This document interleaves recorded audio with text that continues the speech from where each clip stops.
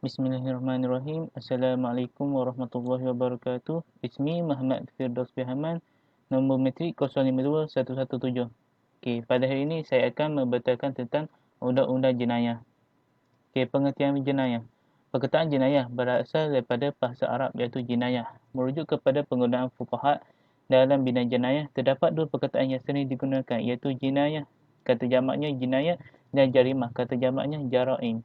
Sebahagian fuqaha berpendapat bahawa kedua-duanya membawa pengertian sama, iaitu kedua-duanya adalah larangan-larangan syarak yang diugut dengan pembalasan had ataupun ta'zir. Perbezaan antara jinayah dan jarimah. Sebahagian besar fuqaha membezakan antara pengertian jinayah dengan pengertian jarimah.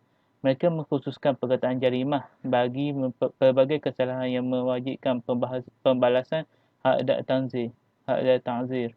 Manakala jinayah pula dikhususkan bagi pelbagai kesalahan yang mewajibkan pembalasan kisos. Konsep ukubah dalam perundangan Islam. Terdapat 4 konsep bagi memahami ukubah dalam perundangan Islam. Yang pertama ialah ukubah merupakan pembalasan yang setimpal dengan bertujuan untuk mencegah manusia daripada melakukan perkara yang dicegah.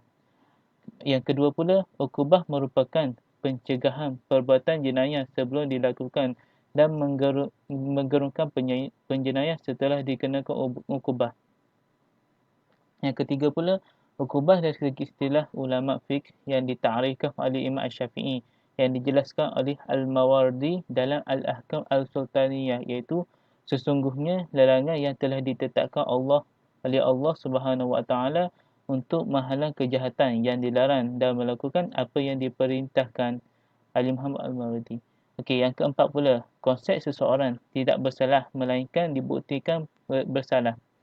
Ini menjelaskan bahawa semua manusia tidak bersalah selagi dia tidak disabitkan bersalah oleh mahkamah untuk dikenakan hukuman. Seseorang tidak akan dipertanggungjawabkan kecuali di atas perbuatan yang telah disabit kesalahannya.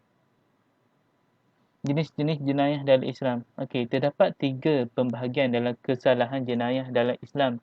Yang pertama itu ialah had, iaitu hudud. Had bermaksud pembatasan atau pencegahan. Ia merupakan hukuman tertentu terhadap perbuatan jenayah tertentu. Had secara istilah bermaksud hukuman kesiksaan yang bentuk dan kadarnya telah ditetapkan oleh syarak secara rigid. Perkara yang dilakukan bagi menjaga hak-hak Allah atau ia dipanggil hudud. Hak-hak Allah adalah hak-hak umum.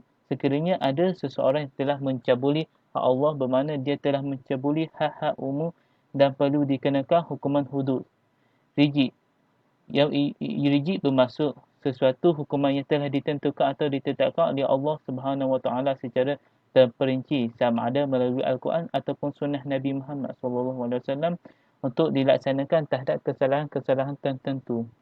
Kesalahan bagi hudud ni ialah antaranya zina, qazaf, mencuri, samun, min arak, burah dan murtad. Yang kedua pula ialah kisos. Kisos secara istilah bermaksud kesiksaan yang bentuknya kadarnya telah ditetapkan oleh syarak untuk dilaksanakan bagi menjaga hak-hak individu ataupun persendirian. Apabila seseorang telah mencabuli hak-hak individu, dia perlu dikenakan hukuman kisos.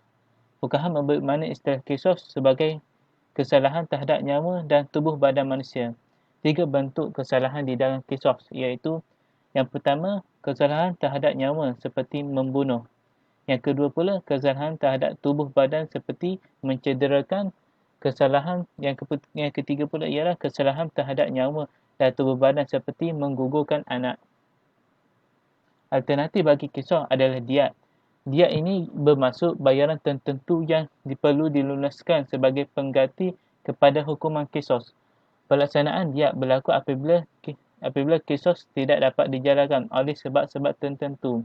Antara sebab-sebab tertentu ialah yang pertama, separuh sengaja.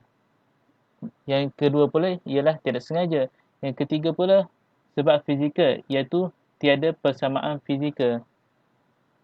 Yang keempat pula persetujuan pihak mangsa dengan memberi maaf dan mengambil diat sahaja tanpa hukuman kisos. Yang ketiga pula ialah ta'zir. Ta'zir sebagai istilah bermaksud kesisaan yang bentuk dan kadarnya tidak ditetapkan oleh syarak untuk dilaksanakan bagi menjaga hak-hak Allah atau individu di dalam kesalahan yang tidak diperuntukkan di dalam hak ataupun kisah. Dalam ta'zir ni ia tidak kesalahannya dekat bentuk dan kadarnya tidak ditetapkan oleh syarak. Jadi ia jatuh ke atas kepada pemimpin yang perlu putuskan kesalahan tersebut. Okey, terdapat 3 kategori dalam hukuman ta'zir. Yang pertama, segala bentuk perbuatan maksiat kepada Allah.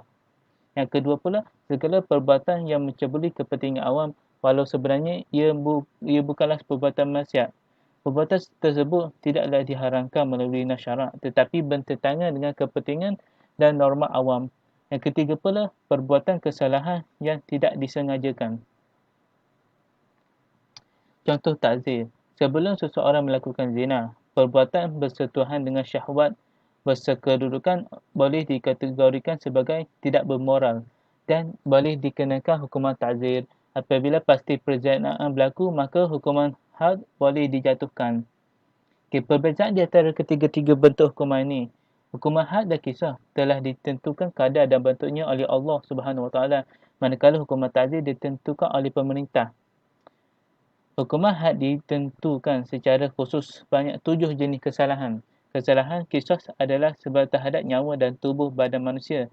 Manakala hukuman ta'zir adalah segala bentuk kesalahan selain kesalahan had dan qisas. Hukuman had dilaksanakan apabila terdapat pencabulan terhadap hak-hak Allah. Hukuman qisas dilaksanakan apabila terdapat pencabulan terhadap hak-hak individu. Manakala hukuman ta'zir dilaksanakan apabila terdapat pencabulan terhadap hak Allah atau hak individu yang tidak disebut di dalam hukuman had dan qisas. Hukuman had tidak boleh dimaafkan.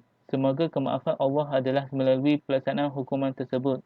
Hukuman qisas boleh dimaafkan atau diganti dengan pembayaran diat, manakala hukuman ta'zir boleh dimaafkan atau diringankan oleh pemerintah. Unsur jenayah. Terdapat 3 unsur utama untuk mengklasifikasikan sesuatu kesalahan jenayah. Yang pertama, unsur hukum dan undang-undang. Wujudnya nas ayat Al-Quran atau hadis yang melarang dan wujudnya nas yang menentukan hukuman bagi kesalahan tersebut. Yang kedua pula, unsur fizikal. Wujud unsur perbuatan jahat, iaitu pelakuan jenayah secara fizikal daripada penjenayah. Yang ketiga pula, unsur mental. Wujud unsur niat jahat, niat untuk melakukan jenayah yang menjadi sebab penjenayah memikul tanggungjawab dan kapasiti terhadap jenayah yang dilakukan. Okey. Unsur hukum dan undang-undang dalam hukuman hudud. Segala perbuatan yang dilakukan oleh seseorang mukallaf tidak dianggap bersalah, berdosa ataupun melakukan jenayah tersebut dan melakukan jenayah sehingga boleh disabitkan hukuman selain tiada nas yang mengharamkan atau melarang perbuatan tersebut. Tidak ada perbuatan salah kecuali ada nas dan tidak ada hukuman kecuali adanya undang-undang. Firman Allah, dan kami tidak akan mengazab sebelum kami mengutuskan seorang Rasul. Surah Al-Isra ayat 15. Okey. Seterusnya pula, hukuman zina. Yang pertama dalam hukuman hudud ni ialah hukuman zina. Okey. Firman Allah, perempuan yang berzina dan lelaki yang berzina, maka rotanlah tiap-tiap seorang dari keduanya 100 kali rotan. Ini merupakan firman menunjukkan perlu melakukan hukuman terhadap penzina. Okey. Sabda Nabi pula, ambillah keputusan ini dariku. Allah telah menentukan kedudukan mereka dengan antara dara dengan turunan rotan 100 kali dan buang daerah selama setahun. Manakala yang sudah kahwin dengan yang sudah kahwin 100 rotan dan rejam dengan batu. Riwayat Al-Jamaah kecuali Bukhari dan Nasa'i. Okey, seterusnya pula hukuman qazaf. Firman Allah, dan orang-orang yang menuduh wanita yang baik dan mereka tidak mendatangkan 4 saksi, maka rotanlah mereka yang menuduh itu 80 kali rotan, dan janganlah kamu terima kesaksian mereka buat selama-lamanya, dan mereka itu ialah orang-orang fasik. Hukuman meminum arak pula. Firman Allah, wahai orang yang beriman, sesungguhnya meminum khamar, berjudi, berkorban untuk bahala, menenun nasib dengan panah adalah termasuk perbuatan syaitan. Maka jauhilah perbuatan-perbuatan itu agar kamu mendapat keberuntungan. Seterusnya pula ialah hukuman mencuri. Firman Allah, lelaki yang mencuri, perempuan yang mencuri, potonglah tangan keduanya sebagai pembalasan bagi apa yang mereka kerjakan dan sebagai siksaan dari Allah. Seterusnya ialah hukuman merompak, meragut, menyamung. Firman Allah, sesungguhnya pembalasan terhadap orang yang memerangi Allah dan Rasul dan membuat kerosakan mereka hanyalah mereka dibunuh atau disalib atau dipotong tangan dan kaki mereka dengan bertimbal balik atau dibuang dari negeri tempat kediamannya. Yang demikian itu sebagai suatu penghinaan untuk mereka di dunia ini dan di akhirat mereka boleh siksaan yang besar. Hukuman murtad pula. Firman Allah, barang siapa yang murtad di antara kamu dari agamanya lalu dia mati dalam kekafiran, maka mereka itulah orang yang sia-sia amalannya di dunia dan di akhirat. Dan mereka itulah penghuni neraka. Mereka kekal di dalamnya. Surah Al-Baqarah ayat 217. Okay, sabda Nabi pula, barang siapa yang menukar agamanya, maka bunuhlah ia. Daripada riwayat Al-Jam'ah kecuali Muslim. Okey. Unsur kata hukumah pemberontakan firman Allah, dan kalau ada dua golongan dari mereka yang beriman itu berperang, hendaklah kamu damaikan antara keduanya. Jika salah satu daripada mereka golongan itu berbuat anehnya terhadap golongan yang lain, maka perangilah mereka sehingga mereka kembali kepada Allah. Surah Al-Hujurat. Orang yang melakukan perbuatan hendaklah diperangi sehingga mereka kembali kepada penjanjiannya. Okay. Unsur hukum dan undang-undang dalam hukuman kisah dan diat. Firman Allah, dan janganlah kamu membunuh jiwa yang diharapkan Allah melainkan dengan sesuatu yang benar. Okey, sekian saja daripada saya. Assalamualaikum warahmatullahi wabarakatuh.